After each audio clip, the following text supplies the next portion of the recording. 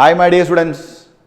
Yes, today we are starting a new chapter, System of Particles and Rotational Motion, chapter number 7 in NCERT book. Already നമ്മൾ finish ചെയ്തിട്ടുണ്ട്. ഏത് chapter? Yes, motion in a plane. ആ ചാപ്റ്ററിൽ നമ്മൾ circular motion കണ്ടു. Example for two-dimensional motion. In this chapter we are mainly discussing rotational motion. Okay. അതുപോലെ നിങ്ങൾ one dimensional motion, laws of motion, work energy power, ഈ ചാപ്റ്ററുകളെല്ലാം നമുക്ക് ഇവിടെ ആവശ്യമുണ്ട്. ഈ ചാപ്റ്റേഴ്സിലെല്ലാം കോൺസെപ്റ്റുകൾ നമുക്ക് ഈ ചാപ്റ്ററിൽ യൂസ് ചെയ്യേണ്ടതായിട്ട് വരും. അപ്പോൾ ആ ചാപ്റ്റേഴ്സ് എല്ലാം തരവാണെന്ന് വിചാരിക്കുന്നു. ദെൻ ഈ ചാപ്റ്ററിൽ വരുന്ന മെയിൻ ഡിസ്കഷൻ ടോപ്പിക് ഏതാണെന്ന് നമുക്ക് നോക്കാം. Yes, first of all centre of mass. എന്താ സെൻറ്റർ ഓഫ് മാസ് എന്ന് പറഞ്ഞാൽ?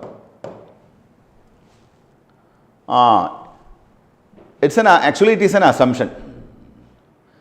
ഒരു ബോഡി എടുത്താൽ ആ ബോഡിയുടെ മാസ് എല്ലാം കൂടെ assumed to be concentrated at a particular point. That point is called centre of mass. നമ്മൾ ഈ ചാപ്റ്ററിൽ ഡീറ്റെയിൽ ആയിട്ട് പറയും കേട്ടോ. ദെൻ അതിനുശേഷം നമ്മൾ motion of centre of mass discuss ചെയ്യുന്നു. അപ്പം നമുക്ക് മൊമെൻറ്റം, കൈനറ്റിക് എനർജി, ഇങ്ങനെയുള്ള കോൺസെപ്റ്റുകളെല്ലാം നിങ്ങൾ പഠിച്ചു കഴിഞ്ഞതാണ്. അതിൻ്റെ ബേസിസിൽ നമ്മൾ എന്ത് പറയുന്നു? Motion of centre of mass പറയുന്നു. Then linear momentum of a system of particles. Already നിങ്ങൾക്ക് അറിയാം what is momentum? Mass into velocity. നമ്മളിവിടെ ഒരു സിസ്റ്റം നമ്മൾ കൺസിഡർ ചെയ്യുന്നു. System contain so many particles. അപ്പോൾ ആ സിസ്റ്റത്തിലെ പാർട്ടിക്കിൾസിൻ്റെ മൊമെൻറ്റത്തിനെ കുറിച്ച് ഈ ചാപ്റ്ററിൽ നമ്മൾ ഡീറ്റെയിൽ ആയിട്ട് ഡിസ്കസ് ചെയ്യുന്നു. Vector product of two vectors, അത് ഓൾറെഡി നമ്മൾ ലോസ് ഓഫ് മോഷനിലല്ല, മോഷൻ ഇൻ എ പ്ലെയിൻ എന്നുള്ള ചാപ്റ്ററിൽ നമ്മൾ പഠിപ്പിച്ച് കഴിഞ്ഞതാണ്. Cross product or vector product. Then angular velocity and relation with linear velocity. ഇത് ഓൾറെഡി നമ്മൾ ഡിറൈവ് ചെയ്തിട്ടുണ്ട് സർക്കുലർ മോഷനിൽ. V is equal to R omega നമ്മൾ ഡിറൈവ് ചെയ്തിട്ടുണ്ട് അല്ലേ? അപ്പോൾ ആ ഇക്വേഷനൊക്കെ നമുക്ക് വീണ്ടും ആവശ്യം വരുന്നു. ദെൻ അതിനെ ബേസ് ചെയ്തുകൊണ്ട് നമ്മൾ പുതിയ രണ്ട് ക്വാണ്ടിറ്റീസ് ഈ ചാപ്റ്ററിൽ ഇൻട്രൊഡ്യൂസ് ചെയ്യുന്നു. Torque, angular momentum. Moment of ഫോഴ്സും മൊമെൻ്റ് ഓഫ് മൊമെൻറ്റവും. മൊമെൻറ്റവും ഫോഴ്സും നമുക്ക് എന്താണെന്ന് അറിയാം. ഓക്കെ, ഇപ്പോൾ മൊമെൻറ്റ് ഓഫ് ഫോഴ്സ് ആണ് ടോർക്ക്, മൊമെൻറ്റ് ഓഫ് മൊമെൻറ്റം ആണ് ആംഗുലാർ മൊമെൻറ്റം. ഇത് രണ്ടും വളരെ ഡെപ്തിൽ ഈ ചാപ്റ്ററിൽ ഡിസ്കസ് ചെയ്യുന്നുണ്ട്. Then equilibrium of A rigid body. Rigid body എന്താണെന്ന് നമ്മൾ ഡീറ്റെയിൽ ആയിട്ട് പറഞ്ഞുതരാം. ഇക്വിലിബ്രിയം എന്ന് പറഞ്ഞാൽ നിങ്ങൾക്ക് അറിയാം, net force and net torque acting on A body zero. അതിനെ നമ്മൾ ഇക്വിലിബ്രിയം എന്ന് പറയുന്നത്. അപ്പോൾ ഈ ചാപ്റ്ററിൽ നമ്മൾ ഡീറ്റെയിൽ ആയിട്ട് ട്രാൻസ്ലേഷണൽ ഇക്വിലിബ്രിയത്തിനെ കുറിച്ചും റൊട്ടേഷണൽ ഇക്വിലിബ്രിയത്തിനെ കുറിച്ചും പറയുന്നുണ്ട്. Then theorem of perpendicular and parallel axis. നിങ്ങൾ മാസിന് അനലോഗായിട്ട് റൊട്ടേഷണൽ മോഷനിൽ വരുന്ന ക്വാണ്ടിറ്റിയാണ് മൊമെൻ്റ് ഓഫ് ഇനേർഷ്യ. നിങ്ങൾക്ക് ജസ്റ്റ് ഞാൻ മെൻഷൻ ചെയ്തിട്ടുണ്ട്. മൊമെൻ്റ് ഓഫ് ഇനേർഷ്യ സ്കേലാർ ആണോ വെക്ടർ ആണോ? യെസ്, സ്കേലാറും അല്ല വെക്ടറും അല്ല. Moment of inertia is a tensor. അപ്പോൾ മൊമെൻ്റ് ഓഫ് ഇനേർഷ്യയുമായി കണക്ട് ചെയ്ത് വരുന്ന രണ്ട് തിയറങ്ങളാണ് theorem of perpendicular and parallel axis. തൽക്കാലം ഇത്രയും മനസ്സിലാക്കി വെച്ചോളൂ. മാസുമായി ലീനിയർ മോഷനിൽ മാസ് എന്ന് പറയുമ്പോൾ റൊട്ടേഷണൽ മോഷനിൽ നമ്മൾ പറയും മൊമെൻ്റ് ഓഫ് ഇനേർഷ്യ എന്ന് പറയും കേട്ടോ. നമുക്ക് ഡിഫറെൻറ്റ് ഓബ്ജക്റ്റുകളുടെ എല്ലാം മൊമെൻ്റ് ഓഫ് ഇനേർഷ്യ കാണാനുള്ള ടെക്നിക്ക് ഈ ചാപ്റ്ററിൽ നമ്മൾ പഠിക്കുന്നുണ്ട്. Okay, then kinematics of rotational motion. Kinematics of linear motion നിങ്ങൾക്ക് അറിയാം. ന്യൂട്ടൻ്റെ ഇക്വേഷൻസ് ഓഫ് മോഷൻ എല്ലാം നമുക്കറിയാം. അതുമായി കമ്പയർ ചെയ്തുകൊണ്ട് നമുക്ക് പല കാര്യങ്ങളും ഇവിടെ ചെയ്യാൻ പറ്റും. Okay, then dynamics of rotational motion about A fixed axis. Okay, അതിനുശേഷം നമ്മൾ angular momentum in case of rotational motion about A fixed axis. Then finally rolling motion. ഇത്രയാണ് ഇതിനകത്ത് മെയിൻ ആയിട്ട് വരുന്ന ഡിസ്കഷൻ ടോപ്പിക്സ്. കുറച്ച് ടഫ് ചാപ്റ്റർ ആണ്, പക്ഷേ issue ഒന്നുമില്ല. നിങ്ങൾ കൺസെപ്റ്റ് ഓറിയൻറ്റഡ് ആയിട്ട് പഠിച്ചു കഴിഞ്ഞാൽ no issues.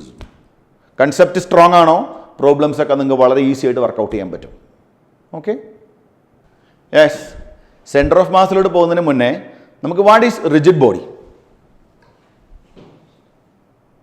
As per NCERT book, the definition is ideally a rigid body is a body with perfectly definite and unchanging shape. Okay, the distances between different pairs of such body do not change. ഇതാണ് rigid body definition. നോക്കൂ, ഒരു rigid body എന്ന് പറഞ്ഞാൽ അതിന് ഡെഫിനറ്റായ shape ഉണ്ട്. അതിന് കാരണം average separation between atoms or molecules remains constant. Okay, then നിങ്ങൾക്ക് ഞാനൊരു ഗ്രാഫ് ഡിസ്കസ് ചെയ്തു തരാം. ഗ്രാഫ് നോക്കൂ, നിങ്ങൾ കണ്ടിട്ടുണ്ടോ ഈ ഗ്രാഫ്? ഫോഴ്സും ഡിസ്റ്റൻസും തമ്മിലുള്ള ഗ്രാഫാണ്. Here F is the inter atomic or inter molecular force. Okay, R is the inter atomic or inter molecular distance. ഇപ്പം നിങ്ങൾക്കറിയാം, ഒരു റിജിഡ് ബോഡി എന്ന് പറയുമ്പോൾ അതിനകത്ത് ഒരുപാട് പാർട്ടിക്കിൾസ് ഉണ്ട്. Infinite number of particles are there, may be atoms or molecules. They are separated by a finite very very small distance. Okay, അപ്പം ഞാൻ ചോദിക്കാം നിങ്ങളോട്, നിങ്ങൾ രണ്ട് ആറ്റംസ് എടുത്തു, വെരി വെരി ക്ലോസ് ആയിട്ടുള്ള രണ്ട് ആറ്റംസ് എടുത്തു. ഇത്രയൊന്നും അല്ല കേട്ടോ, വെരി വെരി ക്ലോസ്. അങ്ങനെ രണ്ട് ആറ്റംസ് നിങ്ങൾ എടുത്താൽ അവർ തമ്മിലുള്ള ഫോഴ്സ് അട്രാക്ഷൻ ആണോ റിപ്പൽഷൻ ആണോ? ഫോഴ്സ് ബിറ്റ്വീൻ ആറ്റംസ് അട്രാക്ഷൻ ആണോ റിപ്പൽഷൻ ആണോ? നിങ്ങൾ ഓൾറെഡി സോളിഡ്സ് എന്നുള്ള ചാപ്റ്ററിന്റെ ബിഗിനിങ്ങിൽ കണ്ടതാണ്. ഇന്റർ അറ്റോമിക് ഫോഴ്സ് അട്രാക്ഷൻ ആണോ റിപ്പൽഷൻ ആണോ? അപ്പം നമുക്കറിയാം, രണ്ട് ആറ്റംസ് നമ്മൾ എടുത്താൽ, രണ്ട് ആറ്റം എന്ന് വിചാരിച്ചോളൂ, ആറ്റത്തിൻ്റെ ന്യൂക്ലിയസ് എന്ന് വിചാരിച്ചോളൂ. ഈ ന്യൂക്ലിയസുകൾ തമ്മിൽ അട്രാക്ട് ചെയ്യോ റിപ്പൽ ചെയ്യോ? നോ ഡൗട്ട് റിപ്പൽ ചെയ്യും, കാരണം ന്യൂക്ലിയസുകൾക്ക് പോസിറ്റീവ് ചാർജ് അല്ലേ.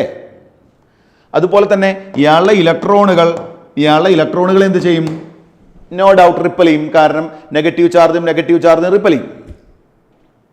അപ്പോൾ രണ്ട് കാരണങ്ങൾ കൊണ്ട് ആറ്റങ്ങൾ തമ്മിൽ എന്ത് വരാം? റിപ്പൽഷൻ വരാം.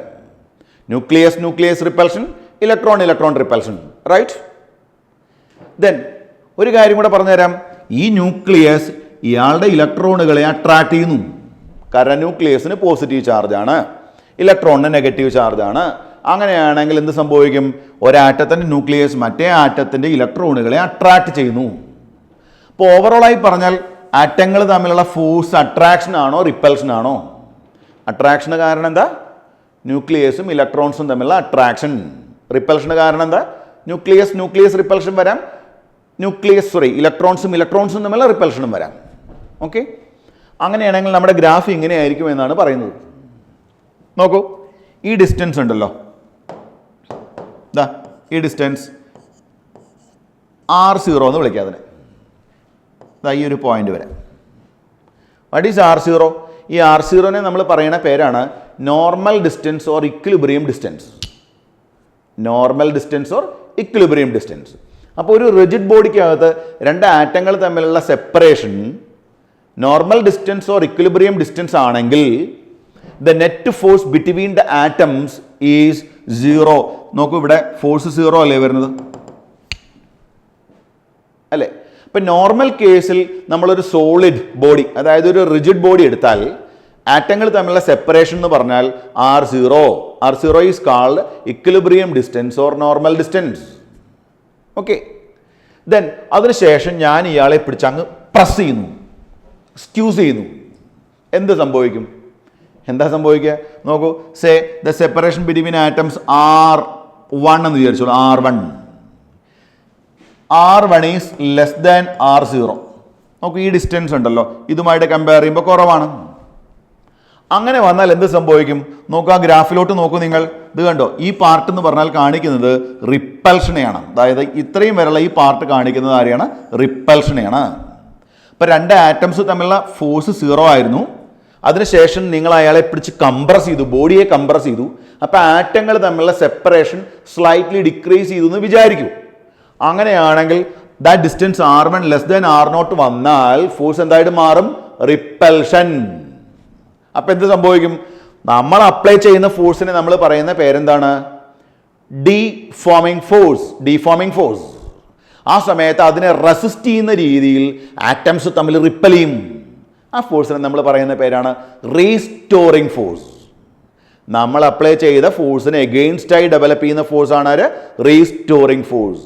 ഓർമ്മിച്ച് വെച്ചോളൂ, ഒരു റിജിഡ് ബോഡി എന്ന് പറയുമ്പോൾ restoring force is very very strong. Okay, അങ്ങനെയാണെങ്കിൽ ആ ടൈപ്പ് ബോഡികളെ നമ്മൾ ഇലാസ്റ്റിക് ബോഡീസ് എന്നും പറയും.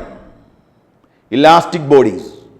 ഓക്കെ, അപ്പോൾ അങ്ങനെയാണെങ്കിൽ ഈ റിജിഡ് ബോഡി എന്ന് പറയുമ്പോൾ നമ്മൾ പിടിച്ച് കൈകൊണ്ട് അങ്ങ് അമർത്തിയാലൊന്നും ഈ ബോഡി എന്ത് ചെയ്യില്ല, കംപ്രസ്ഡ് ആവില്ല. അതിന് കാരണം very strong repulsive force develop ചെയ്ത് നമ്മൾ അപ്ലൈ ചെയ്ത ഫോഴ്സിനെ പ്രിവെൻറ്റ് ചെയ്യും. ഓക്കെ, അതുപോലെ തന്നെ സേ ഒരു വയർ അല്ലെങ്കിൽ ഇതാ ഈ ബോഡി എന്ന് വിചാരിച്ചോളൂ. ഈ ബോഡിയെ പിടിച്ച് ഞാൻ വലിച്ചാൽ എന്താ സംഭവിക്കുക? നോക്കൂ, ഇത് കണ്ടോ, ഈ ഡിസ്റ്റൻസ് സേ R2 എന്ന് എടുത്തോളൂ. R2 is greater than R0. R0 എന്ന് പറയുമ്പോൾ ഇക്വിലിബ്രിയം ഡിസ്റ്റൻസ് അല്ലെങ്കിൽ നോർമൽ ഡിസ്റ്റൻസ്. ആ ഡിസ്റ്റൻസ് ആണ് ആറ്റങ്ങൾ തമ്മിലുള്ളതെങ്കിൽ നിങ്ങൾക്ക് അറിയാം നെറ്റ് ഫോഴ്സ് 0. പക്ഷേ ഇപ്പോൾ എന്തായി force? See this part represent attraction. Force negative ആവാന്ന് പറഞ്ഞാൽ അതിന് മീനിങ് അട്രാക്ഷനെ കാണിക്കുന്നു. അങ്ങനെയാണെങ്കിൽ നിങ്ങളൊരു റിജിഡ് ബോഡിയെ സ്ട്രെച്ച് ചെയ്യാൻ ശ്രമിച്ചാൽ എന്ത് സംഭവിക്കും? ആ ആറ്റങ്ങൾ തമ്മിലുള്ള ഫോഴ്സ് എന്തായിട്ട് മാറും? അട്രാക്ഷനായി മാറും. ആ ഫോഴ്സിനെ നമ്മൾ എന്ത് തന്നെ പറയും? Restoring force.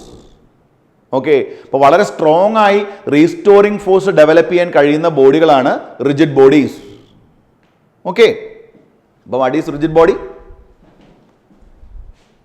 Rigid body is a body with perfectly definite and unchanging shape. The distances between different pairs of such body do not change. Okay, ഇപ്പോൾ ഈ ചാപ്റ്ററിൽ നമ്മൾ റിജിഡ് ബോഡികളെ കുറിച്ചാണ് പറയുന്നത്. ഇപ്പോൾ നമുക്ക് എയർ അല്ലെങ്കിൽ ഗ്യാസ് അതൊരു റിജിഡ് ബോഡിയാണോ? നോ. വാട്ടർ ഒരു റിജിഡ് ബോഡിയാണോ? അല്ലെങ്കിൽ ലിക്വിഡ് ഒരു റിജിഡ് ബോഡിയാണോ? No. It take the shape of that vessel. Okay, അതൊക്കെ നിങ്ങൾക്ക് അറിയാം. അപ്പോൾ നമ്മൾ ഈ ചാപ്റ്ററിൽ മെയിൻലി ഇനി പറയാൻ പോകുന്ന ആരെക്കുറിച്ചാണ്? റിജിഡ് ബോഡികളെ കുറിച്ചാണ്. Okay, yes. അപ്പോൾ റിജിഡ് ബോഡി ക്ലിയർ ആയല്ലോ അല്ലേ? ഒരു പെർഫെക്റ്റ് റിജിഡ് ബോഡി എന്ന് പറഞ്ഞാൽ പ്രാക്ടിക്കലി പോസിബിൾ അല്ല കേട്ടോ.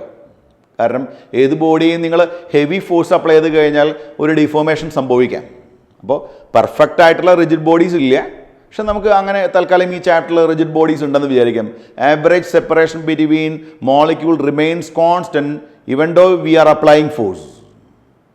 ഓക്കെ, സോ ഇനി നമ്മൾ ഡിസ്കസ് ചെയ്യുന്ന റിജിഡ് ബോഡിക്ക് പോസിബിൾ ആയിട്ടുള്ള ഡിഫറെൻറ്റ് ടൈപ്പ് മോഷൻസ് ഏതൊക്കെയാണ്? First one, translational or sliding motion. Translational or sliding motion. Definition നോക്കൂ. In pure translational motion at any instant of time, every particle of the body has same velocity. ഒരു example നോക്കൂ നിങ്ങൾ. ഒരു incline plane, ഒരു fixed incline plane, fixed ചെയ്തിട്ടുള്ള inclined plane ആണ്. Top of that incline plane we put a body of mass m. നിങ്ങൾ laws of മോഷനിൽ കണ്ടതാണ്. ഫ്രിക്ഷൻ നെഗ്ലക്ട് ചെയ്താൽ ബോഡിയുടെ വെയിറ്റ് നേരെ താഴേക്ക് ആക്ട് ചെയ്യുന്നു. ഇതാ ഇവിടേക്ക് mg sin θ, ഇവിടേക്ക് mg cos θ. ഈ mg sin θ ബോഡിയെ താഴേക്ക് കൊണ്ടുവരും. ഈ ബോഡി റിജിഡ് ബോഡിയാണ്. അങ്ങനെയാണെങ്കിൽ see the point P1 P2.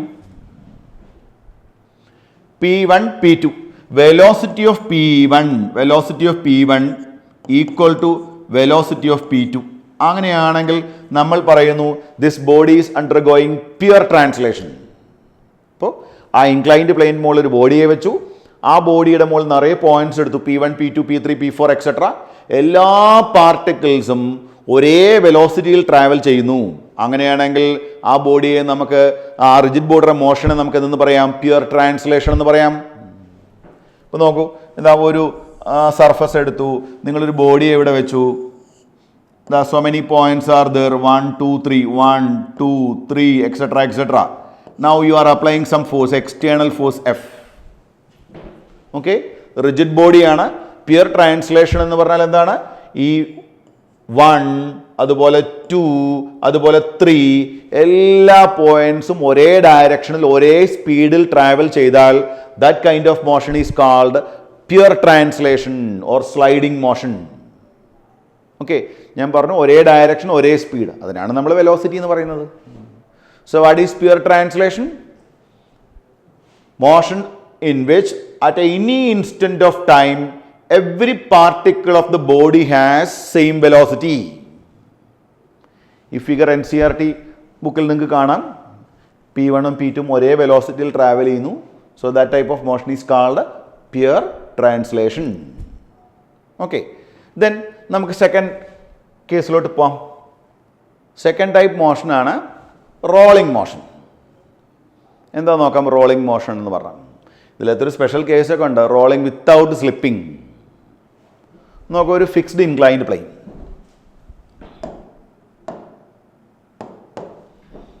Fixed inclined plane, നമ്മളൊരു സിലിണ്ടർ ഇരിക്കുന്നു. സിലിണ്ടർ റോൾ ചെയ്ത് താഴേക്ക് വരുന്നു. ഇപ്പോൾ റോളിംഗ് മോഷൻ എന്ന് പറയുമ്പോൾ നമുക്കറിയാം ഇതിൽ ഓരോ പോയിന്റ്സ് എടുക്കുന്നു. P1 P2 P3 P4 so many points. ഈ പോയിന്റുകൾക്ക് ട്രാൻസ്ലേഷണൽ മോഷൻ മാത്രമാണോ? അപ്പോൾ നിങ്ങൾ നോക്കൂ, ഈ ഒരു പോയിന്റ് എടുത്താൽ എന്ത് സംഭവിക്കുമെന്ന് ചോദിച്ചു കഴിഞ്ഞാൽ ആ പോയിന്റിന് താഴേക്ക് വരുന്നുണ്ട്. അപ്പം ട്രാൻസ്ലേഷൻ ഉണ്ട്. അപ്പം ട്രാൻസ്ലേഷണൽ വെലോസിറ്റി ഉണ്ട്, അതിനൊപ്പം തന്നെ റൊട്ടേഷണൽ വെലോസിറ്റി ഉണ്ട്. ഒരു കോംബോ ആണ് ട്രാൻസ്ലേഷൻ പ്ലസ് റൊട്ടേഷൻ. അങ്ങനെയാണെങ്കിൽ ഈ ടൈപ്പ് മോഷനിൽ നിങ്ങൾ നോക്കിയാൽ അറിയാം, P1 വെലോസിറ്റി അല്ല P2, P2 വെലോസിറ്റി അല്ല P4, P4 വെലോസിറ്റി അല്ല P3. അതായത് velocity at different points are different. Okay, അതാണ് റോളിംഗ് മോഷൻ. ഈ റോളിംഗ് മോഷനിൽ തന്നെ ഒരു സ്പെഷ്യൽ കേസ് ഉണ്ട്, അത് നമ്മൾ ഈ ചാപ്റ്ററിൻ്റെ എൻഡിൽ പഠിപ്പിക്കുന്നുണ്ട്. അതായത് പ്യുർ റോളിങ്ങിൻ്റെ കണ്ടീഷൻ എന്താ അറിയോ നിങ്ങൾക്ക്? ഈ സെൻറ്റർ ഓഫ് മാസ് ഇല്ലേ, അയാളുടെ വെലോസിറ്റി സേ വി എന്ന് വിചാരിച്ചോളൂ. Velocity of centre of mass is equal v എന്ന് വിചാരിക്കും കേട്ടോ. അങ്ങനെയാണെങ്കിൽ ഈ പോയിന്റിൽ ലോവസ്റ്റ് പോയിന്റ്, അതായത് ഈ കോണ്ടാക്റ്റിൽ വരുന്ന ഈ പോയിന്റിൻ്റെ വെലോസിറ്റി 0 വരണം. എന്ത് വരണം? 0. അപ്പോൾ നമ്മൾ പറയും സ്ലൈഡിങ് പോസിബിൾ അല്ല, അതായത് നിരങ്ങി പോരാൻ പറ്റില്ല, റോൾ ചെയ്ത് താഴേക്ക് വരാൻ പറ്റുള്ളൂ. അങ്ങനെയാണെങ്കിൽ വെലോസിറ്റി ഓഫ് P3 എന്ന് പറയുമ്പോൾ വെലോസിറ്റി ഓഫ് P3 0 ആയി വരുന്ന കേസിൽ നമ്മൾ അതിനെ പറയുന്ന പേരാണ് റോളിംഗ് വിത്തൗട്ട് സ്ലിപ്പിംഗ്. അപ്പോൾ ഈ ടോപ്പിലൊരു പോയിന്റ് എടുത്തു കഴിഞ്ഞാൽ എന്ത് സംഭവിക്കും അറിയോ? അവിടെ 2 വെലോസിറ്റിയും വരും, വെലോസിറ്റി ഓഫ് സെൻറ്റർ ഓഫ് മാസും വരും, അതിനൊപ്പം തന്നെ റൊട്ടേഷണൽ വെലോസിറ്റിയും വരും. ഞാനിത് ഡീറ്റെയിൽ ആയിട്ട് ഇവിടെ പറയുന്നില്ല, അതിന് കാരണം നിങ്ങൾ ആദ്യം ആ ട്രാൻസ്ലേഷനും റൊട്ടേഷനും കോംബോ എല്ലാം പഠിച്ചതിന് ശേഷം നമുക്കതിലേക്ക് വരാം. അപ്പോൾ നോക്കൂ, പ്യുർ ട്രാൻസ്ലേഷൻ ആണെങ്കിൽ മാത്രമേ എല്ലാ പോയിന്റ്സും ഒരേ വെലോസിറ്റിയിൽ ട്രാവൽ ചെയ്യൂ. ഇവിടെ റോളിംഗ് മോഷനാണ്. അങ്ങനെയാണെങ്കിൽ 1 2 3 4 അവരുടെ എല്ലാം വെലോസിറ്റീസ് ഡിഫറൻ്റ് ആണ്. ക്ലിയർ ആയല്ലോ? NCERT ബുക്കിൽ ഒരു പോയിന്റ് അവർ ജസ്റ്റ് മെൻഷൻ ചെയ്തിട്ടുണ്ട്, cylinder rolls without slip when velocity of the point P3 is 0. എന്താണതെന്ന് ഈ ചാപ്റ്ററിന് എൻഡിൽ റോളിംഗ് മോഷൻ പഠിപ്പിക്കുമ്പോൾ പറഞ്ഞുതരാം. ഓക്കെ, അനദർ ടൈപ്പ് മോഷനാണ് rotation about a fixed axis. നമുക്ക് ഒരു റിജിഡ് ബോഡി ആക്സിസുകൾ മാർക്ക് ചെയ്തിട്ടുണ്ട്. Z ആക്സിസ്, ദെൻ ഇങ്ങോട്ട് Y axis, then X perpendicular to plane of the body and outward ആണ്. അങ്ങനെയാണ് ചൂസ് ചെയ്തിരിക്കുന്നത്. ഈ ബോഡി റിവോൾവ് ചെയ്യുന്നു with an angular velocity omega about Z axis. ഇപ്പോൾ Z ആക്സിസിനെ ബേസ് ചെയ്ത് ബോഡി റിവോൾവ് ചെയ്യുന്നു. Y നമ്മൾ ഇങ്ങോട്ട് ചൂസ് ചെയ്തു, X ഔട്ട്വേർഡ് ആയിട്ട് എടുത്തു. ഓക്കെ, ദെൻ നിങ്ങൾ 3 പോയിന്റ്സ് ഇതിൽ മാർക്ക് ചെയ്തിട്ടുണ്ട്. NCERT ബുക്ക് ഫിഗർ ആണ്. 3 പോയിന്റുകൾ കാണാം, P1 P2 P3. Okay, body revolve ചെയ്യുമ്പോൾ നിങ്ങളൊന്ന് ആലോചിച്ച് നോക്കൂ. ഇതാ ഒരു പർട്ടിക്കുലർ ടൈം ഇൻ്റർവൽ, ടൈം ഇൻ്റർവെലിൽ 1 എന്ന് പറയുന്ന പോയിന്റ് ഒരു ഗിവൺ ആംഗിൾ ടേൺ ആവുന്നു. ഇതാ ഒരു ഗിവൺ ആംഗിൾ ടേൺ ആവുന്നു. അങ്ങനെയാണെങ്കിൽ അതേ സമയം കൊണ്ട് 2 ടേൺ ആവുന്ന ആംഗിളും എന്തായിരിക്കും? അതേ ആംഗിൾ ആയിരിക്കും. ഇപ്പോൾ rotation about a fixed axis നമ്മൾ ഡിസ്കസ് ചെയ്യുമ്പോൾ ഓർമ്മിച്ച് വെക്കണം, ഗിവൺ ടൈം ഇൻ്റർവെലിൽ P1 എത്ര ആംഗിൾ ആണോ കവർ ചെയ്യുന്നത് അതേ ആംഗിൾ തന്നെയാണ് P2 കവർ ചെയ്യുന്നത് with respect to the axis. അങ്ങനെയാണെങ്കിൽ ആംഗിൾ ടേൺഡ് ഇൻ യൂണിറ്റ് ടൈമിനെ പറയുന്ന പേരാണ് ആംഗുലാർ വെലോസിറ്റി. അപ്പോൾ ഒരു റിജിഡ് ബോഡിയുടെ ഒരു ക്യാരക്ടറിസ്റ്റിക് പ്രോപ്പർട്ടിയാണ് ആംഗുലാർ വെലോസിറ്റി. എന്താ കാരണം? ഈ ബോഡി റിവോൾവ് ചെയ്യുമ്പോൾ each and every point revolves, ഈ ആക്സിസിലുള്ള പോയിന്റുകൾ ഒഴിച്ച് ബാക്കിയുള്ള എല്ലാ പോയിന്റ്സും എന്ത് ചെയ്യുന്നു? റിവോൾവ് ചെയ്യുന്നു. ആ റിവോൾവ് ചെയ്യുന്ന സമയത്ത് യൂണിറ്റ് ടൈമിൽ ടേൺ ആവുന്ന ആംഗിൾ എല്ലാവർക്കും സെയിം ആണ്. That is angular velocity constant ആയിരിക്കും. 1 എന്ന് പറയുന്ന പോയിന്റിനും 2 എന്ന് പറയുന്ന പോയിന്റിന്റെയും ആംഗുലാർ വെലോസിറ്റി സെയിം ആയിരിക്കും. നിങ്ങൾ ഓൾറെഡി സർക്കുലർ മോഷനിൽ ഒരു ഇക്വേഷൻ പഠിച്ചിട്ടുണ്ട്. V equal to R omega ആണല്ലോ. അങ്ങനെയാണെങ്കിൽ V1 ഈസ് ഈക്വൽ ടു നമുക്ക് എഴുതാം R1 omega, V2 is equal to R2 omega. എന്തുകൊണ്ടാണ് ഞാൻ ω1 ω2 എന്ന് എഴുതാത്തത്? ഞാൻ ഓൾറെഡി പറഞ്ഞല്ലോ, റിജിഡ് ബോഡിയുടെ ഒരു പ്രോപ്പർട്ടിയാണ് angular velocity is A constant about A fixed axis. Okay, then ഇവിടെ നോക്കൂ, no doubt R2 greater than R1 ആയിട്ടല്ലേ ഈ ഫിഗറിൽ കാണിച്ചിരിക്കുന്നത്. ഞാൻ പറഞ്ഞത് NCERT ബുക്ക് ഫിഗർ ആണ്. R2 is greater than R1. അങ്ങനെയാണെങ്കിൽ നമുക്ക് പറയാം V2 is greater than V1. അപ്പോൾ എന്താ സെയിം? ആംഗുലാർ വെലോസിറ്റി സെയിം ആണ്. പക്ഷെ ലീനിയർ വെലോസിറ്റി സെയിം ആണോ? അല്ല. അതിന് കാരണം എന്താ അറിയോ? ആക്സിസിൽ നിന്ന് അകലെ നിൽക്കുന്ന ഒരു പോയിന്റ് ആണെങ്കിൽ 1 എന്ന് പറയുന്ന പോയിന്റിനും 2 എന്ന് പറയുന്ന പോയിന്റിനും ഒരേ ആംഗുലാർ വെലോസിറ്റി വരണമെങ്കിൽ 2 എന്ന് പറയുന്ന പോയിന്റ് കൂടുതൽ ഡിസ്റ്റൻസ് ട്രാവൽ ചെയ്യേണ്ടതായിട്ട് വരും. അതായത് ഈ ഫിഗറിൽ 2 എന്ന് പറയുന്ന പോയിന്റിന്റെ linear displacement with respect to 1 in a given time interval is greater. മനസ്സിലായോ? അപ്പോൾ ആംഗുലാർ വെലോസിറ്റി സെയിം ആണ്, പക്ഷെ ലീനിയർ വെലോസിറ്റി സെയിം അല്ല. ആക്സിസിൽ നിന്നും അകലെയുള്ള പോയിന്റ്സ് ചൂസ് ചെയ്യുമ്പോൾ ആംഗുലാർ വെലോസിറ്റി സെയിം ആക്കി നിർത്താൻ അയാൾ ഗിവൺ ടൈം ഇന്റർവെലിൽ കൂടുതൽ ഡിസ്പ്ലേസ്മെന്റ്, കൂടുതൽ ഡിസ്റ്റൻസ് കവർ ചെയ്യേണ്ടതായിട്ട് വരും. അല്ലേ? നിങ്ങൾ നോക്കൂ, ആക്സിസിന് തൊട്ടടുത്തുള്ള ഒരു പോയിന്റ് ആണെങ്കിൽ യൂണിറ്റ് ടൈമിൽ അയാൾക്ക് ഉണ്ടാവുന്ന ഡിസ്പ്ലേസ്മെന്റ് കുറവാണ്.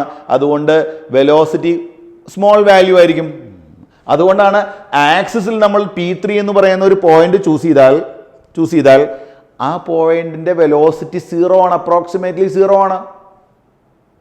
അപ്പോൾ അകലെയുള്ള പോയിന്റ്സ് നമ്മൾ ചൂസ് ചെയ്യുമ്പോൾ ഓർമ്മിക്കുക, ആംഗുലാർ വെലോസിറ്റി സെയിം തന്നെയാണ്, പക്ഷേ linear velocity is different. Because to keep angular velocity constant, the particle wants to travel more distance, that is more displacement in unit time. Clear അല്ലേ? അപ്പോൾ ഇതാ നമുക്ക് NCERT ബുക്കിലോട്ട് വരാം. Rigid body rotation about Z axis. ഇവിടെ Z axis choose ചെയ്തു. Each point of the body such as P1, P2, P3. അല്ലെങ്കിൽ ഇവിടെ 2 പോയിന്റുകളെ കുറിച്ച് പറഞ്ഞു, P1 or P2. Describe A circle. ശരിയല്ലേ? എന്താ, ബോഡി കറങ്ങുമ്പോൾ ഈ 1ഉം 2ഉം എന്ത് ചെയ്യുന്നു? കറങ്ങുന്നു. അപ്പോൾ അവർ സർക്കിൾ കംപ്ലീറ്റ് ചെയ്യുന്നു. The radius of the circle is perpendicular to the distance of the point. Figure കണ്ടാൽ നിങ്ങൾക്ക് മനസ്സിലാവും. Here the point on the axis like P3 remain stationary. ശരിയല്ലേ? അപ്പോൾ velocity of P3 is 0. Velocity of P1 is R1 omega. Velocity of P2 is R2 omega. R2 greater than R1 so that V2 greater than V1. Omega is same for both P1 and P2. Clear അല്ലേ? അതുപോലെ NCERT ബുക്കിൽ വേറെയും examples പറഞ്ഞിട്ടുണ്ട്. Spinning top, അതുപോലെ തന്നെ oscillating table fan. ഈ spinning ടോപ്പിലേക്ക് വരുമ്പോൾ ഒരു ടേം നിങ്ങൾ ഓർമ്മിച്ച് വയ്ക്കാം. ടേം എന്താണ്? നോക്കൂ, പ്രിസിഷൻ. What is precision? നോക്കൂ, ഈ ടോപ്പ് കറങ്ങുന്നു, ഒപ്പം അത് ഒരു പെർട്ടിക്കുലർ ആക്സിസിനെ ചുറ്റി കറങ്ങുന്നു. The movement of the axis of the top, ഇതാണ് ടോപ്പിന്റെ axis. The movement of the axis of the top around vertical. This is vertical. ഈ വെർട്ടിക്കലിനെ ബേസ് ചെയ്ത് പറയുമ്പോൾ ചുറ്റിക്കറങ്ങുന്നു, ഒരു ഫിക്സ്ഡ് പോയിന്റിനെ ബേസ് ചെയ്ത് ചുറ്റിക്കറങ്ങുന്നു. അങ്ങനെയാണെങ്കിൽ that type of motion is called precision. The movement of the axis of the top around the vertical is termed as precession. വേടൊന്ന് ഓർമ്മിച്ച് വെച്ചോളൂ കേട്ടോ. നമുക്കത് ഡീറ്റെയിൽ ആയിട്ട് പഠിക്കാനൊന്നുമില്ല, ജസ്റ്റ് NCERT ബുക്കിൽ പറഞ്ഞു പോയിരിക്കുന്നു. അതുപോലെ തന്നെ ടേബിൾ ഫാൻ്റെ കേസിൽ N oscillating table fan the pivot of the fan point O is fixed. ഈ പോയിന്റിനെ ബേസ് ചെയ്ത് എന്ത് ചെയ്യാൻ കഴിയും? ഇയാൾക്ക് അങ്ങോട്ടും ഇങ്ങോട്ടും റിവോൾവ് ചെയ്യാൻ കഴിയും. കുറേ ടൈപ്പ് മോഷൻസ് വരുന്നുണ്ട് അവിടെ. ലീഫ് റിവോൾവ് ചെയ്യുന്നുണ്ട്, ഒപ്പം അതിലെ എൻറ്റയർ സിസ്റ്റം റിവോൾവ് ചെയ്യുന്നുണ്ട്, കുറേ കേസുകൾ വരുന്നുണ്ട്. അപ്പോൾ നമുക്ക് പ്യുവർ ട്രാൻസ്ലേഷൻ ഉണ്ട്, റോളിംഗ് ഉണ്ട്, റൊട്ടേഷൻ ഉണ്ട്, അതിന് കോമ്പിനേഷൻസ് ഉണ്ട്. Okay, yes. Centre of mass ഇപ്പം നമ്മൾ നമ്മുടെ ചാപ്റ്ററിലോട് എൻ്റർ ചെയ്യുന്നു കേട്ടോ. Centre of mass. What is centre of mass? ഞാൻ ഓൾറെഡി മെൻഷൻ ചെയ്തു, it is an imaginary point. Okay, എവിടെയായിരിക്കും അത്? ബോഡിയിൽ, അല്ലെങ്കിൽ ബോർഡർ ഔട്ട്സൈഡും വരാം, ഇൻസൈഡും വരാം. ഡെഫിനിഷനും നോക്കൂ നിങ്ങൾ. Centre of mass is the point which behaves as if total mass of the body supposed to be concentrated that point. This point may be lie inside. ഇപ്പം എൻ്റെ സെൻറ്റർ ഓഫ് മാസ് എവിടെയാണ്? ഞാനിതാ വെർട്ടിക്കലായിട്ട് നിൽക്കുന്നു, stationery ആയിട്ട് നിൽക്കുന്നു. അങ്ങനെയാണെങ്കിൽ centre of mass of my body is within the body itself. Okay, അതായത് this point may lie inside. വേറൊരു എക്സാമ്പിൾ നിങ്ങൾ നോക്കൂ. ഒരു ട്രയാങ്കുലർ ലാമിന, യൂണിഫോംലി തിക്കായിട്ടുള്ള ഒരു ട്രയാങ്കുലർ ലാമിന. ഓക്കെ, ട്രയാങ്കുലർ ലാമിനയുടെ കേസിൽ എവിടെയായിരിക്കും സെൻറ്റർ ഓഫ് മാസ് വരിക? നമ്മൾ പറയാറുണ്ട് centroid. That is point of intersection of the medians. നിങ്ങൾ പഠിച്ചിട്ടുണ്ട് അത്, point of intersection of the medians. അപ്പോൾ ഒരു യൂണിഫോംലി തിക്കായിട്ടുള്ള ട്രയാങ്കുലർ ലാമിന നമ്മൾ എക്സാമ്പിളാക്കി എടുത്താൽ സെൻറ്റർ ഓഫ് മാസ് എവിടെയായിരിക്കും? സെൻട്രോയിഡിലായിരിക്കും. അത് ആ ബോഡിയിൽ തന്നെയല്ലേ വരുന്നത്? Or outside the material of the body. നോക്കൂ, ഒരു എക്സാമ്പിൾ നോക്കാം നമുക്ക്. നിങ്ങൾ എന്ത് കൺസിഡർ ചെയ്യുന്നു? ഒരു റിങ് എടുക്കുന്നു. റിങ് എന്ന് പറയുമ്പോൾ ഇതാണല്ലോ റിങ്ങിൻ്റെ material. May be a metallic wire എന്ന് വിചാരിച്ചോളൂ, മെറ്റൽ വയർ കൊണ്ടുണ്ടാക്കിയ റിങ്. അങ്ങനെയാണെങ്കിൽ അതിൻ്റെ സെൻറ്റർ ഓഫ് മാസ് എവിടെയായിരിക്കും? ദാ ഇവിടെയല്ലേ വരുന്നത്. യൂണിഫോംലി തിക്കായിട്ടുള്ള റിങ് ആണെങ്കിൽ സെൻറ്ററിലായിരിക്കും സെൻറ്റർ ഓഫ് മാസ് വരിക. അപ്പം നമുക്ക് പറഞ്ഞൂടെ it is outside the body? ബോഡിയുടെ മെറ്റീരിയലിനകത്താണോ? അല്ല. ഇപ്പം സെൻറ്റർ ഓഫ് മാസ് എന്ന് പറയുമ്പോൾ ബോഡിയുടെ മെറ്റീരിയലിൽ തന്നെ ആവണമെന്ന് നിർബന്ധമൊന്നുമില്ല. So it may be lie inside or outside the material of the body. അതുപോലെ തന്നെ ഇപ്പം നിങ്ങൾ നോക്കിയോ, ഒരു സോളിഡ് സ്ഫിയർ ആണ് നമ്മൾ കൺസിഡർ ചെയ്ത് വിചാരിച്ചോളൂ. Solid sphere. സോളിഡ് സ്ഫിയർ ആണെങ്കിൽ സെൻറ്റർ ഓഫ് മാസ് ആ സോളിഡ് സ്ഫിയറിൻ്റെ ഉള്ളിൽ, അതായത് ആ മെറ്റീരിയലിൻ്റെ മുകളിൽ തന്നെയാണ് വരുന്നത്, ആണല്ലോ. പക്ഷെ ഹോളോ സ്ഫിയർ ആണെങ്കിലോ? ഹോളോ സ്ഫിയർ എന്ന് പറയുമ്പോൾ അതിന് ഉൾഭാഗം ഒന്നുകിൽ എയർ ആയിരിക്കും, അല്ലെങ്കിൽ വാക്വം ആയിരിക്കും. ഹോളോ സ്ഫിയർ, യൂണിഫോംലി തിക്കായിട്ടുള്ള ഷെല്ല് അല്ലെങ്കിൽ ഹോളോ സ്ഫിയർ, അങ്ങനെയാണെങ്കിൽ അതിൻ്റെ സെൻറ്റർ ഓഫ് മാസ് വരുന്നത് ബോർഡർ മെറ്റീരിയലിന് പുറത്താണ് വരുന്നത്. പുറത്തെന്ന് പറഞ്ഞാൽ ബോഡിയിലല്ല. അതുകൊണ്ടാണ് ഇൻസൈഡ് ഓർ ഔട്ട്സൈഡ് എന്ന് പറയുന്നത്. പക്ഷെ വിത്തിൻ ദ ബൗണ്ടറി ആയിരിക്കും കേട്ടോ, വിത്തിൻ ദ ബൗണ്ടറി. അതായത് ഇപ്പോൾ ഈ റിങ്ങിൻ്റെ സെൻറ്റർ ഇവിടെ തന്നെ വരുള്ളൂ, അല്ലാതെ വേറൊരു പോയിന്റിൽ വരില്ല. ഓക്കെ, ദെൻ ഒരു പോയിന്റ് കൂടെ അറിയേണ്ടത്, mass may exist or may not exist at the location of the centre of mass. Any meaning മനസ്സിലായോ? ഈ triangular lamina, uniformly thick triangular ലാമിനയാണെങ്കിൽ സെൻറ്റർ ഓഫ് മാസ് എവിടെയാ? സെൻട്രോയിഡിലല്ലേ? അവിടെ മാസ് ഉണ്ടല്ലോ. അപ്പോൾ സെൻറ്റർ ഓഫ് മാസിൽ മാസ് വരാം. പക്ഷെ ഇവിടെ നോക്കൂ, റിങ് ആണെങ്കിൽ ഈ പോയിന്റിൽ മാസ് ഉണ്ടോ? മാസ് എക്സിസ്റ്റ് ചെയ്യുന്നുണ്ടോ? ഇല്ല. അപ്പം അതുകൊണ്ട് സെൻറ്റർ ഓഫ് മാസ് എന്ന് പറയുന്ന പോയിന്റിൽ മസ്റ്റായിട്ട് മാസ് ഉണ്ടാവും എന്ന് പറഞ്ഞാൽ മീനിങ്ലെസ്. അപ്പം നമ്മുടെ mass may exist or may not exist at the location of the centre of mass. ഓർമ്മിച്ച് വെച്ചോളൂ കേട്ടോ. അപ്പോൾ സോളിഡ് സ്ഫിയർ ആണെങ്കിൽ മാസ് എക്സിസ്റ്റ് ചെയ്യുന്നുണ്ട്, എന്നാൽ ഹോളോ സ്ഫിയർ ആണെങ്കിൽ സെൻറ്റർ ഓഫ് മാസിൽ മാസ് എക്സിസ്റ്റ് ചെയ്യുന്നില്ല. ഡിസ്ക് ആണെങ്കിൽ മാസ് എക്സിസ്റ്റ് ചെയ്യുന്നുണ്ട്, റിങ് ആണെങ്കിൽ എക്സിസ്റ്റ് ചെയ്യുന്നില്ല. ഓക്കെ, ദെൻ ഒരു പോയിന്റ് ഇവിടെ പറയാനുണ്ട്, സെൻറ്റർ ഓഫ് ഗ്രാവിറ്റി. നിങ്ങൾക്കറിയാം മാസ് എന്ന് പറയുമ്പോൾ that quantity only, amount of substance ആണല്ലോ മാസ്. വെയിറ്റ് എന്ന് പറയുമ്പോൾ അങ്ങനെയല്ല, wait of the body is equal mass into gravity ആണ്. അപ്പോൾ ഗ്രാവിറ്റി കൂടെ വരുന്നുണ്ട് അവിടെ. ഗ്രാവിറ്റി ഹൈറ്റിനനുസരിച്ച് ചെറിയ വേരിയേഷൻ വരും. അപ്പോൾ നിങ്ങൾ നോക്കൂ, what is centre of gravity? The point through which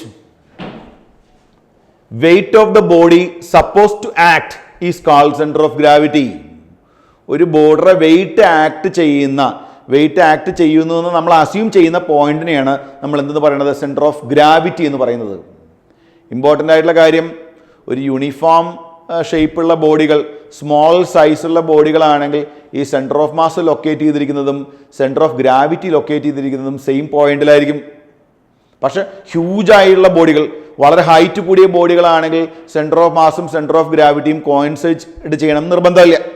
for example mount Everest, നിങ്ങളൊന്ന് ആലോചിച്ച് നോക്കും. മൗണ്ട് എവറസ്റ്റിൻ്റെ ഹൈറ്റ് എന്ന് പറയുമ്പോൾ 8 കിലോമീറ്റർ റേഞ്ചിലുണ്ടല്ലേ.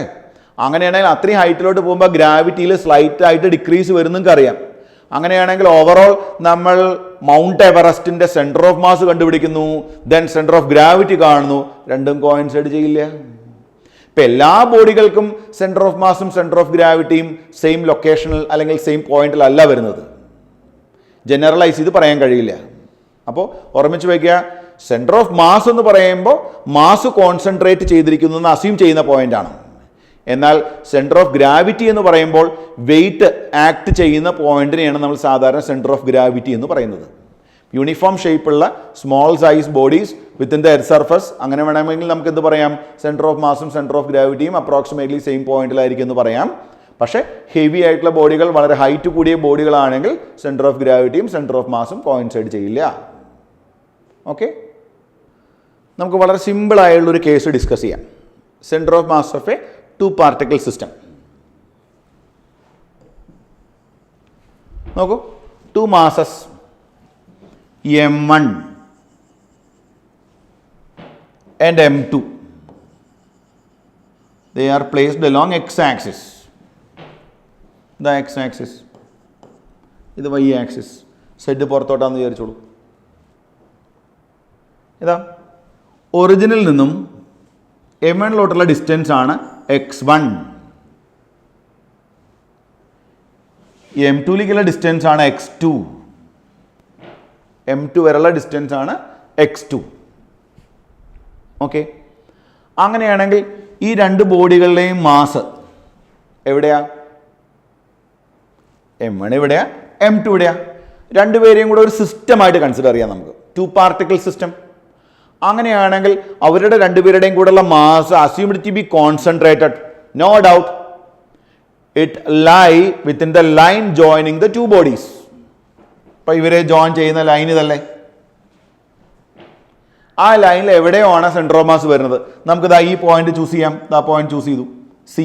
അപ്പോൾ C stands for centre of mass എന്ന് വിചാരിച്ചോളൂ. അപ്പോൾ സി എന്ന് പറയുന്ന പോയിന്റ് m1 അടുത്തായിരിക്കുമോ m2 അടുത്തായിരിക്കുമോ? Depends on mass of the bodies. നോക്കൂ, ഈ രണ്ട് ബോഡികളുടെയും മാസ് ഈക്വൽ ആണെങ്കിൽ സെൻറ്റർ ഓഫ് മാസ് എവിടെ വരും? കറക്റ്റായിട്ട് മിഡ് പോയിന്റിൽ വരും. Mid point of the line joining the 2 bodies. m1 greater ആണെങ്കിൽ സെൻറ്റർ ഓഫ് മാസ് ഇങ്ങോട്ട് നീങ്ങും, m2 ഗ്രേറ്റർ ആണെങ്കിൽ സെൻറ്റർ ഓഫ് മാസ് അങ്ങോട്ട് നീങ്ങും.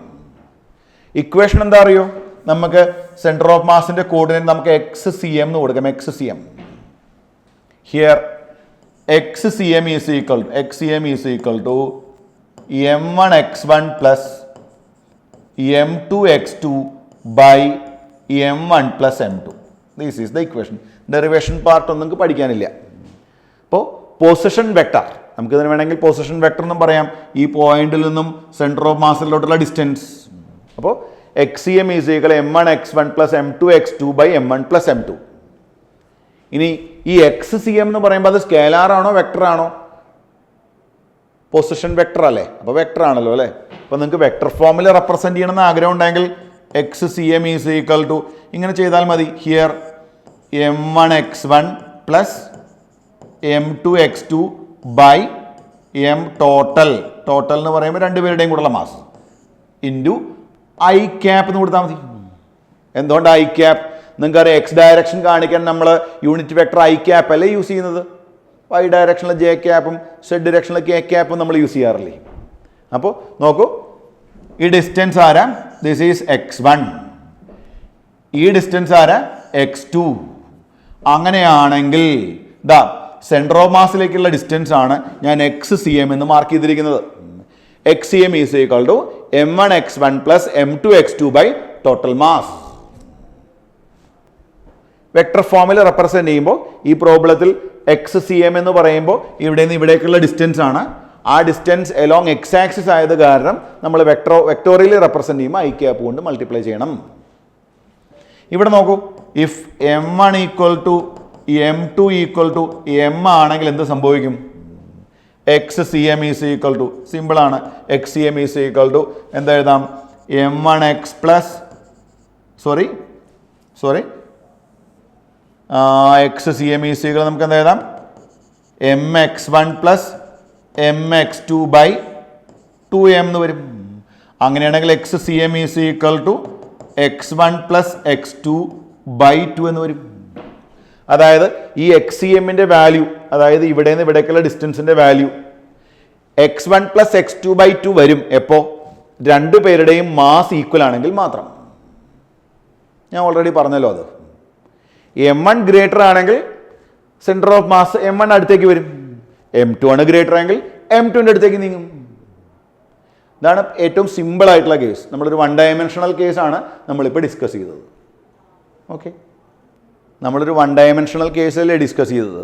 2 ഡയമെൻഷനിലോട്ട് പോകാം നമുക്ക്. നോക്കൂ, position vector of centre of mass നമ്മൾ നെക്സ്റ്റ് ഡിസ്കസ് ചെയ്യുന്ന ടോപ്പിക്കാണ് position vector of centre of mass. Okay, origin, X axis, Y axis, Z നമുക്ക് മാർക്ക് ചെയ്യുന്നില്ല. സെഡ് ഉണ്ട് കേട്ടോ, സെഡ് മാർക്ക് ചെയ്യുന്നില്ല. ഓക്കെ, ഇതാ M1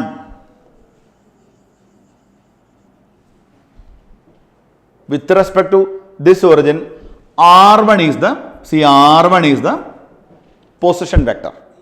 R1, it's a vector. The M2ലോട്ട് നമ്മളൊരു ലൈൻ വരച്ചാൽ അതിനെ നമ്മൾ പറയുന്ന പേരാണ് R2, position vector of the second body with respect to this origin. So R1 is the position vector of M1, R2 is the position vector of M2. Clear അല്ലേ? ഇനി നമ്മൾ എന്ത് ചെയ്തു? ഇതാ ഇവരെ രണ്ടുപേരെയും കൂടെ ജോയിൻ ചെയ്യുന്ന ലൈൻ വരച്ചു. Line joining M1 and M2. ഒരു ഇമാജിനറി ലൈനാണ്. This dotted line is an imaginary line. Okay, ഒരു കാര്യം ഉറപ്പാണ്, centre of mass of M1 and M2 lie within that line. എവിടെയായിരിക്കും എന്ന് കൃത്യമായിട്ട് പറയാൻ പറ്റില്ല. ഞാൻ ഓൾറെഡി പറഞ്ഞു, M1 M2 ഈക്വൽ മാസ് ആണെങ്കിൽ എവിടെ വരും? കറക്റ്റായിട്ട് ഈ ലൈനിൻ്റെ മിഡ് പോയിന്റ് വരും.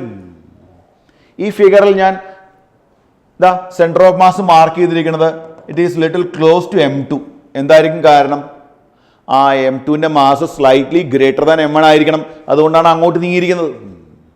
അങ്ങനെയാണെങ്കിൽ ഞാൻ പറയുന്നു R1 is the position vector of M1, R2 is the position vector of M2, then this is center of mass, RCM is the position vector of center of mass. എന്താ center of mass? M1ൻ്റെയും M2ൻ്റെയും കൂടെയുള്ള mass assumed to be concentrated at a particular point. That particular point is called center of mass. RCM is the position vector of center of mass. The RCM കാണാനുള്ള equation നോക്കൂ. RCM is equal to, അതായത് ഈ length vectorially ആ length RCM is equal to M1R1 plus M2R2 by total mass. M1R1 plus M2R2 by M1 plus M2. കുറേ മാസുകൾ ഉണ്ടായിരുന്നെങ്കിലോ? M1, M2, M3, M4, M5 etcetera Mn. അപ്പം എന്ത് ചെയ്യണം? RCM is equal to M1R1 plus M2R2 plus M3R3 plus M4R4 plus etc. MnRn all divided by total mass എടുക്കണം. ഓർമ്മിച്ച് വെക്കണം, position vector, പേരിൽ തന്നെ ഉണ്ട് vector. RCM is a vector. Okay, ഇനി ഒരു പോയിന്റ് ഇവിടെ പറഞ്ഞു തരാം കേട്ടോ. നോക്കൂ, നിങ്ങൾ ഈ അറേഞ്ച്മെന്റ് എടുത്താൽ M1 ഇവിടെ, M2 ഇവിടെ, no doubt centre of mass ഇവിടെയാണെന്ന് ഞാൻ പറഞ്ഞു. Centre of mass must lie at a point in which on the line joining M1 and M2. ഞാൻ പറഞ്ഞു അത്, അതിൽ സംശയമൊന്നുമില്ല. നിങ്ങൾ ഈ ഒറിജിൻ ഷിഫ്റ്റ് ചെയ്ത് വേറെ സ്ഥലത്തേക്ക് പോയാൽ what happens? When you shift the origin, position vector of centre of mass changes. When you shift the origin, position vector of the center of mass changes, but position of center of mass remain at the same point. M1 ഇവിടെയും M2 അവിടെയാണ് ഇരിക്കുന്നതെങ്കിൽ no doubt centre of mass ഇവിടെയാണെന്ന് ഞാൻ പറഞ്ഞു. It is a fixed point, അത് മാറില്ല. എന്താ മാറുന്നത്? നിങ്ങൾ ഈ ഒറിജിൻ ഷിഫ്റ്റ് ചെയ്താൽ, വേറൊരു പോയിന്റിലോട്ട് നമ്മൾ ഒറിജിനെ കൊണ്ടുവന്നാൽ, അതായത് ഇതാ ഇപ്പോൾ ഇവിടേക്ക് ഷിഫ്റ്റ് ചെയ്താൽ എന്ത് സംഭവിക്കും? ദ പൊസിഷൻ വെക്ടർ മാറും. Okay, so position vector of centre of mass depends on the choice of origin. Okay, position of centre of mass is independent. Position of center of, not position vector, position of center of mass is independent of choice of origin. Okay, clear ആണല്ലോ അല്ലേ? അപ്പോൾ R C M കാണാനുള്ള equation എല്ലാവരും ഓർമ്മിച്ച് വെച്ചോളൂ. This length R C M is equal to M1R1 plus M2R2 by M1 plus M2. Okay, then നോക്കൂ, ഈ distance ആണ് x1. ഓക്കെ, ഈ ഡിസ്റ്റൻസ് ആണ് y1. അപ്പോൾ കോർഡിനേറ്റ്സ് നമ്മൾ സെറ്റ് ചെയ്തു. ഇയാളുടെ കോർഡിനേറ്റ്സ് ആണ് x1 y1. 2 ഡയമെൻഷൻ മാത്രം പറയാം. എന്നിട്ട് നമുക്ക് ജനറലൈസ് ചെയ്ത് 3 ഡയമെൻഷനിലോട്ട് വരാം. M1 x1. ഇനി രണ്ടാമത്തെ ആളെ ബേസ് ചെയ്ത് പറയുമ്പോൾ ദാ ഈ ഡിസ്റ്റൻസ് ആണ് x2, ഈ ഡിസ്റ്റൻസ് ആണ് y2. ഓക്കെ, നോക്കൂ നിങ്ങൾ, ഈ ബോഡിയുടെ പൊസിഷൻ വെക്ടറാണ് R1. അപ്പം നമുക്ക് ഇങ്ങനെ എഴുതിക്കൂടെ? R1 is equal to x1 i cap plus y1 j cap. അതുപോലെ ഈ ബോഡിയിലേക്ക് പോകുമ്പോൾ അയാളുടെ പൊസിഷൻ വെക്ടറാണ് R2 equal to x2 i cap plus y2 j cap. നമുക്കറിയുന്നത്. ഓക്കെ, അതായത് ഇയാളുടെ കോർഡിനേറ്റ്സ് ആണ് x2 y2. അപ്പോൾ അങ്ങനെയാണെങ്കിൽ ഇയാളുടെ സെൻറ്റർ ഓഫ് മാസിൻ്റെ കോർഡിനേറ്റ്സ് നമുക്ക് XCM, YCM എന്ന് എഴുതാം. XCM ഉം YCM ഉം.